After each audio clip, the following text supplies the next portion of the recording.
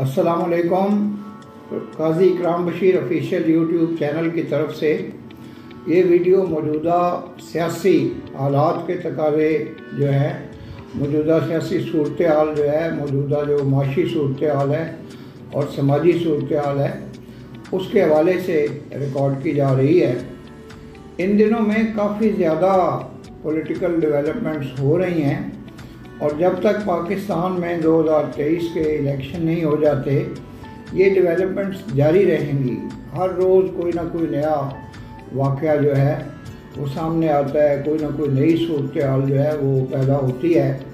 लेकिन वज़ीर-ए-आज़म जनाब मियां मोहम्मद शहबाज शरीफ का जो दौरा है अमेरिका का, बरतानिया का, जो उनकी जनरल असम्बली में उनका खिताब है, जो अमेरिका में उन्होंने सदर बाइडन से और दीगर जो आलमी रहनुमाओं से मुलाकातें की हैं और पाकिस्तान के जो सैलाब की सूरत हाल है उससे उनको आगाह किया है।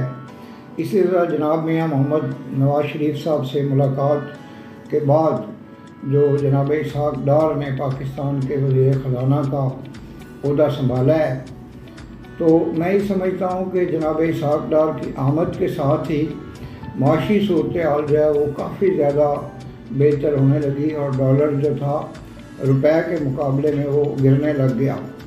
और फिर उन्होंने पेट्रोल, डीजल और केरोसिन ऑयल की कीमतों में भी कमी का ऐलान कर दिया है और पाकिस्तान मुस्लिम लीग नून की हुकूमत जो है वो आहिस्ता आहिस्ता वो तमाम कांटे चुनने में जो है वो कामयाब हो जाएगी। जो पिछले 4 साल का जो दौरे हुकूमत था जिसमें नाअहली बहुत ज़्यादा थी, जिसमें पाकिस्तान को माशी तबाही से दोचार किया गया, तो मैं समझता हूँ कि अल्लाह ताला की तरफ से ही ममलकत खुदादाद पाकिस्तान के लिए रास्ते खुलते जा रहे हैं और गैब से भी जो मदद है वो आ रही है।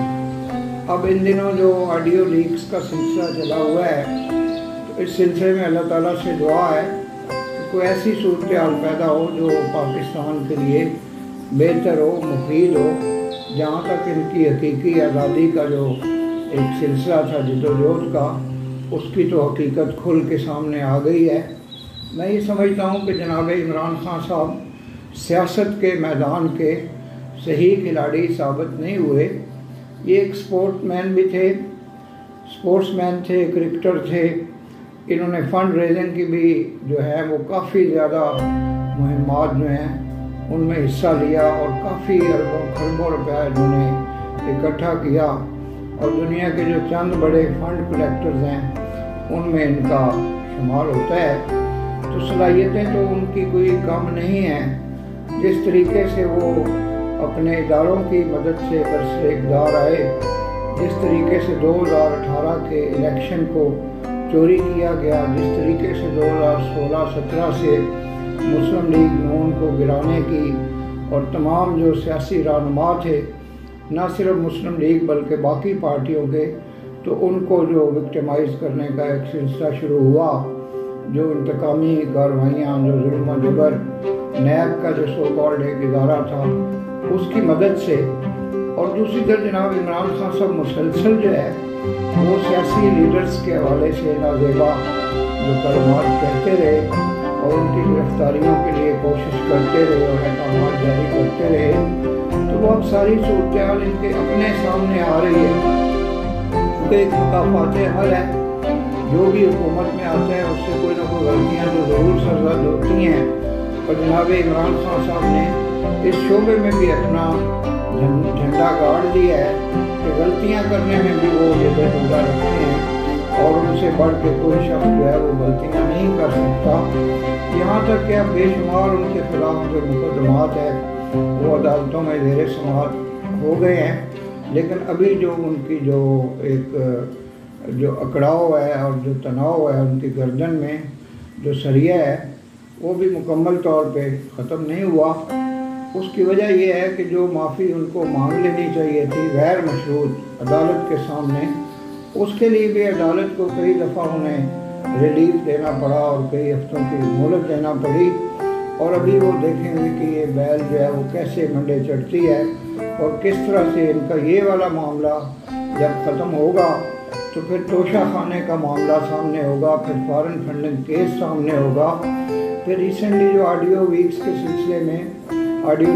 سلسلے میں جو ڈیولپمنٹس ہوئی ہیں تو وہ بھی ان کو اس کا بھی سامنا کرنا پڑے گا۔ اور جو وزیر اعظم ہاؤس سے وہ سائفر چوری ہو گیا ہے، سائفر چوری کر لیا گیا ہے، اس کی بھی تحقیقات کی جائیں گی۔ تو میں یہ سمجھتا ہوں کہ اب جو مسلم لیگ نون کی پوزیشن ہے وہ پہلے سے بہت بہتر ہے۔ انہوں نے کافی زیادہ تکالیف اٹھا کے پچھلے 5-6 مہینوں میں پاکستان کی معیشت کو اپنے راستے پہ لگانے کی کوشش کی ہے، اور اوپر سے یہ جو سیلاب زدگان کا مسئلہ تھا اس میں بھی مسلم لیگ نون اور ان کی جو اتحادی پارٹیاں ہیں وہ مثبت کردار ادا کر رہی ہیں۔ اصل بات جو ہے جس پہ میں یقین کامل رکھتا ہوں کہ آپ کو ایک پازیٹیو ایک رویہ جو ہے، مثبت جو رویہ ہے، یہ اس ملک کے سلسلے میں اختیار کرنا چاہیے۔ اور ان سے پہلے بھی کوئی 21 وزیر اعظم آئے تھے، لیکن انہوں نے کچھ بھی نہیں سیکھا، نہ انہوں نے 4 سال کی حکومت سے کچھ سیکھا، نہ پرانے جو وزرائے اعظم تھے ان کی حکومتوں سے، پرانے جو صدور تھے ان سے، پرانے جو یہ سوشل میڈیا کو اسٹرینتھن کرتے رہے، نوجوانوں میں اپنا شوق بڑھاتے رہے، اور اسی سلسلے میں یہ جا پہنچے گورنمنٹ کالج یونیورسٹی میں بھی۔ تو اس پہ میں اس لیے کوئی تبصرہ نہیں کروں گا کہ گورنمنٹ کالج جو ہے وہ مادر علمی ہے، تو اگر زیادہ بات کریں گے تو مناسب نہیں ہوگی۔ اس کے لیے جتنے بھی اینکر پرسنز ہیں، جتنے بھی اور راویئنز ہیں، وہ اپنے اپنے خیالات کا اظہار کر رہے ہیں اور کر چکے ہیں۔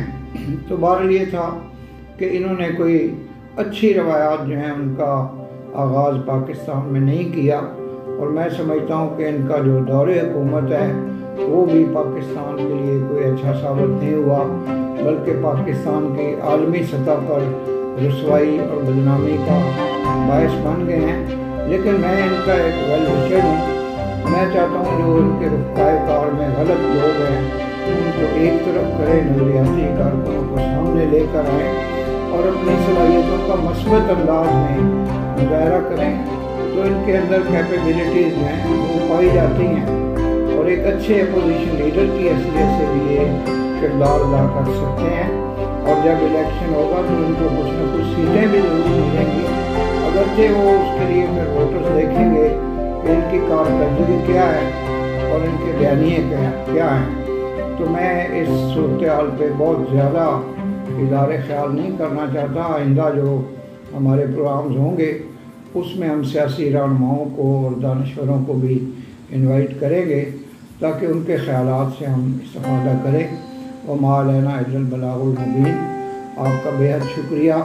براہ مہربانی جو نئے آنے والے دوست ہیں وہ قاضی اکرام بشیر آفیشیل یوٹیوب چینل کو سبسکرائب کریں اور بیل آئیکن جو ہے اس کو پش کریں تاکہ ہمارے ناچیز خیالات جو ہیں آپ تک پہنچتے رہیں۔ پاکستان زندہ باد۔